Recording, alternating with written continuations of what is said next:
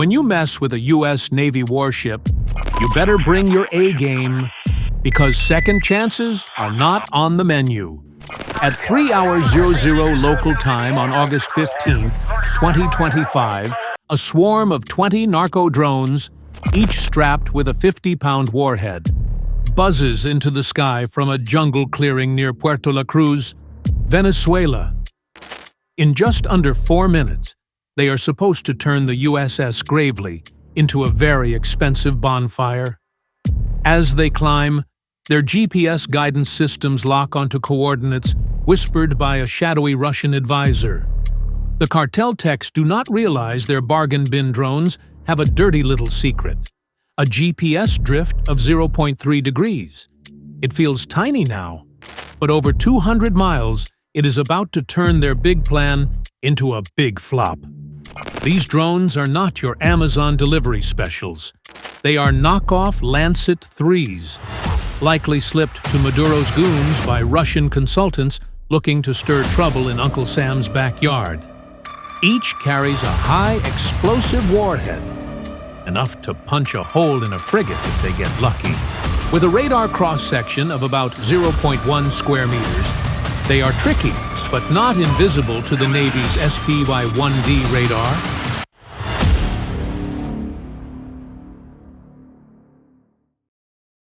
The catch is that the Cartel is betting on numbers. 20 drones weaving like drunken hornets to overwhelm the Gravely's defenses. Unfortunately for the USS Gravely, the attack comes at exactly the wrong time. A destroyer like Gravely has 4 massive gas turbine engines that can push the 9-Hindwish 200-ton ship past 30 knots. But they come with a major downside. While the ship has a fuel tank the size of a suburban swimming pool, at full power it will burn through that fuel faster than a college kid burns through his allowance. That means the ship cannot just run around at top speed all the time, or it will run out of gas pretty quickly.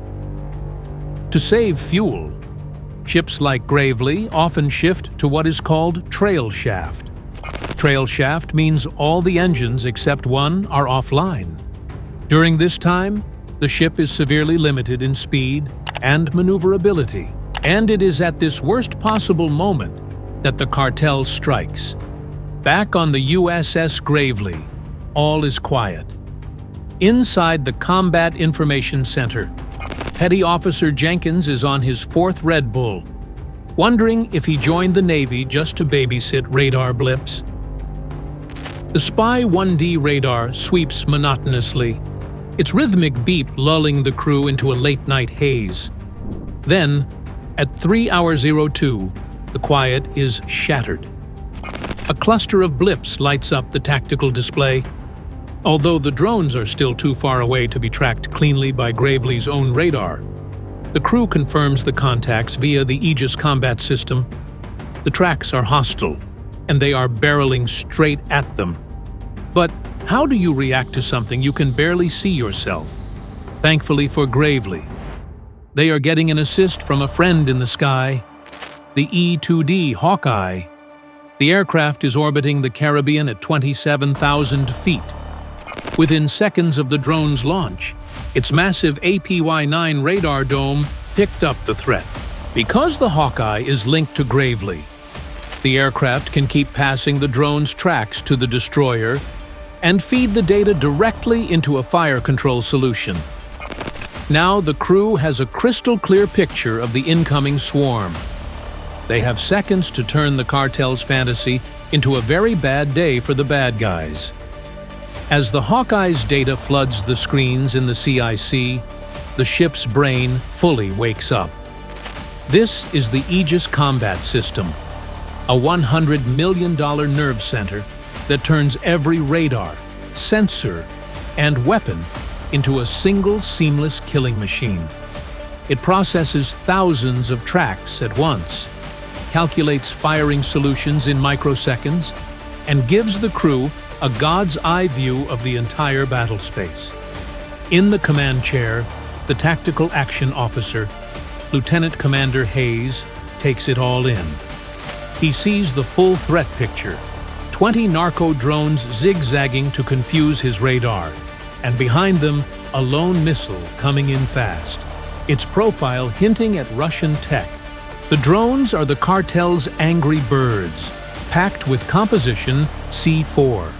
The missile is a testbed model likely slipped to Maduro's crew by Russian advisors, but its guidance is glitchy. The cartel is betting they can overwhelm Gravely, forcing the ship to waste its missiles on cheap drones while the real killer slips through. It is a classic swarm tactic, but they have made one critical mistake. They assumed they were fighting an average warship. Engage the lead drone group. Outer layer, Hayes commands. His voice calm and steady. Authorize SM-6 forward deck. 2 heavy steel hatches on the Mk-41 vertical launch system snap open with a hydraulic hiss.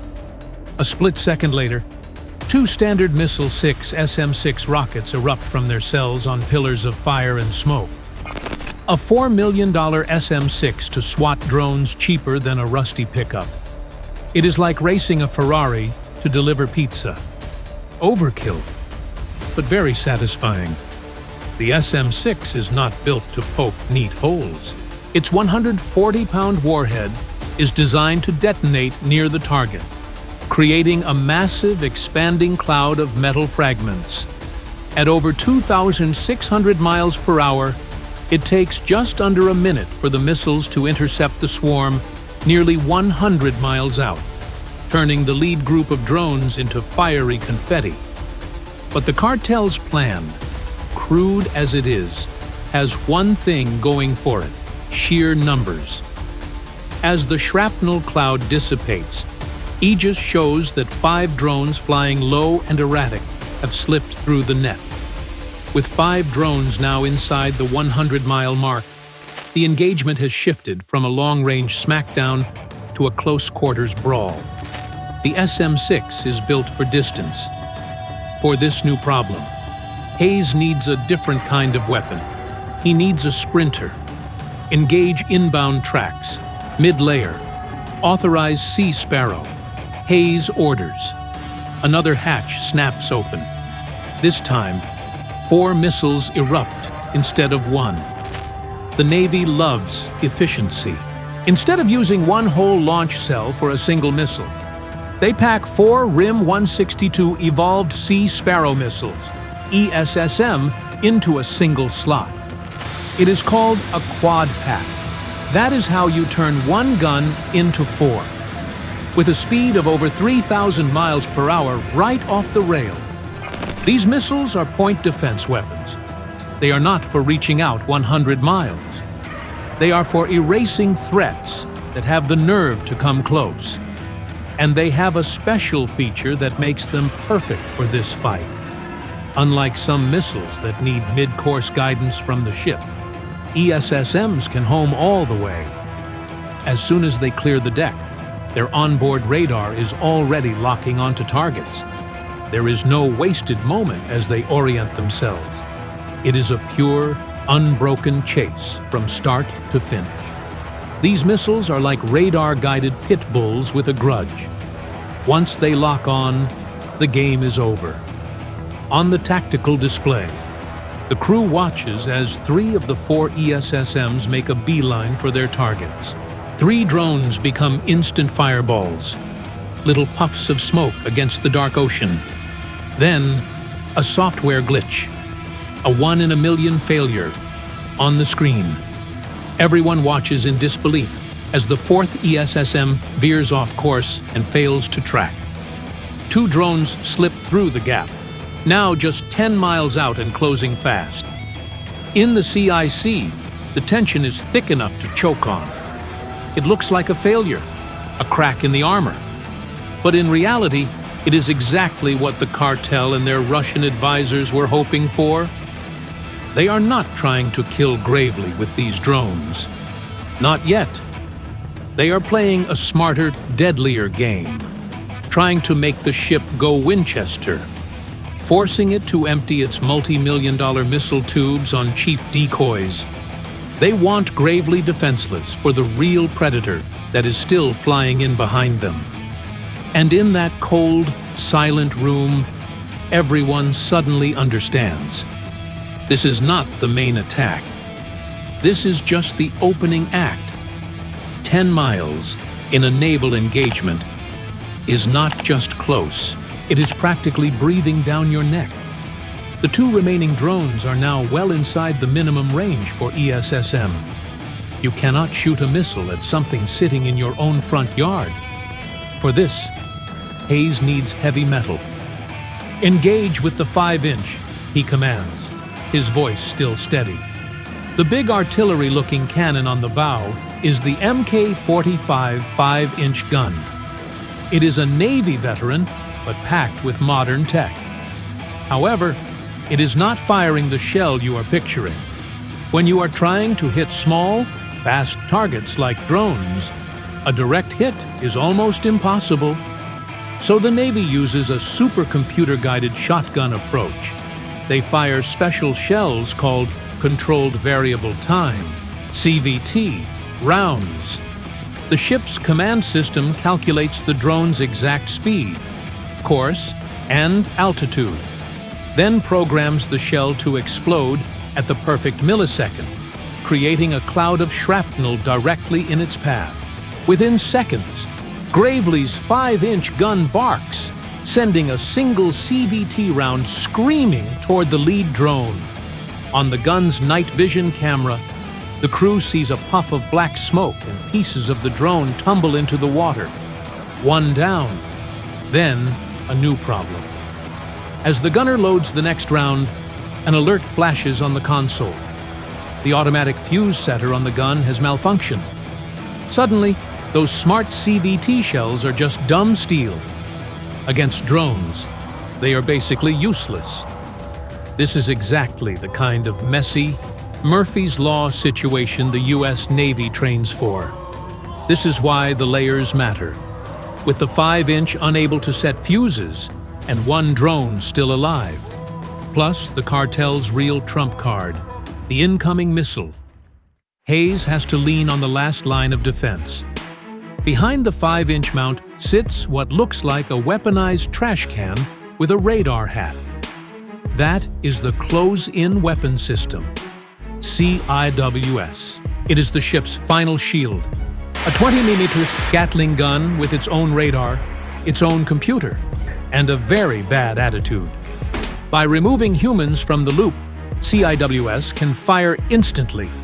As the last drone closes within 2 miles of the ship, the CIWS opens up with its famous brrrt, firing 20mm tungsten rounds at up to 4,500 rounds per minute.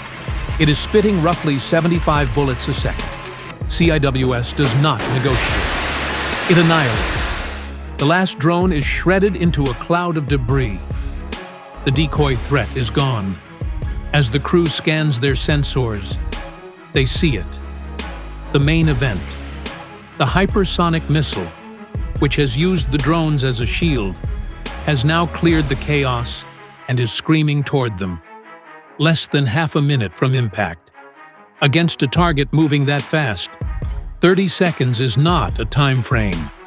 It is an insult. There is no time for human reaction. No time for debate in the CIC. In a fight measured in milliseconds, the machine has to act alone. The cartel thinks they have a checkmate. They have burned through some of Gravely's missile stock and tripped the 5-inch gun with a fuse glitch. They think the path is clear. They forgot about the ship's angriest guardian. As the missile closes to within a few miles, the aft CIWS mount on the stern swings to meet it. Its radar has been tracking the missile since the moment the sky cleared. In a situation like this, the TAO has almost certainly set CIWS to anti-air warfare auto. In that mode, CIWS is its own boss. If its radar detects something fast, inbound, and on a collision course with the ship, it fires. No human approval required. With seconds left, CIWS unleashes a storm. A stream of 20mm tungsten rounds forms a wall of metal in the missile's path. On the infrared feed, The crew watches as the bullet stream chews through the missile's control fins and guidance section. The hypersonic weapon, now aerodynamically unstable, begins to tumble end over end before its warhead finally cooks off in a massive fireball. The sky lights up like a holiday finale, glowing fragments raining into the sea. The Cartel tried to pull a fast one. The USS Gravely does not play that game. How did that work? Simple physics. The CIWS wall of tungsten did not need to vaporize the warhead. It only had to destroy the missile's brain and its ability to fly. By ripping off the control surfaces, CIWS turned a smart weapon into a dumb, falling chunk of metal. Physics can be cruel. And the Cartel just failed the exam. In the CIC, the roar of CIWS fades into an almost painful silence. Every screen is clear, hearts still pounding. The crew checks every sensor for more threats. The attack, from start to finish, has failed completely. This is not just a win for Gravely. It is a message to Maduro's narco empire and his Russian friends. Back in Caracas, Maduro can brag about his people's militia all day. The Navy's reply is simple. Mess with the United States, and you are not even playing in the same league. But the U.S. Navy does not only play defense, they finish the fight. Even as the last fragment of the missile hits the water, Gravely's network is already reaching out, linking with a P-8 Poseidon patrol aircraft circling high above. Think of the P-8 as a high-tech bloodhound, packed with sensors that can trace a launch point from hundreds of miles away. Using the drone's flight paths and telemetry, the P-8 traces the attack back to its source, a reinforced bunker hidden deep in the Venezuelan jungle. In the CIC, Hayes gets the coordinates. He does not need to ask twice. The rules of engagement are crystal clear. Spin up a tomahawk. Send them our regards, he says. Somewhere on Gravely's deck, another VLS hatch opens. This time, the missile that emerges is a Tomahawk land attack missile. It rises slowly, almost lazily, before its turbofan kicks in and it races toward the horizon. The Navy's message is simple. You threw a punch. Here is a 1,000-pound, GPS-guided answer. Hours later, the Tomahawk will arrive on target and deliver that answer straight through the roof of the Cartel's command bunker. This is what happens when you stand up to bullies. Whether it is a drug cartel in the Caribbean or Russian armor in Eastern Europe, freedom has a bigger stick. As the sun begins to rise, casting a golden glow over the Caribbean, the USS Gravely resumes its patrol. For the crew, the adrenaline fades and the familiar rhythm of a new day returns. The chaotic night fight becomes just another entry in the ship's log. On the USS Gravely, this was not a once-in-a-lifetime crisis. It was just Tuesday. The Cartel learned the hard way. Do not bring toy drones to a real destroyer fight.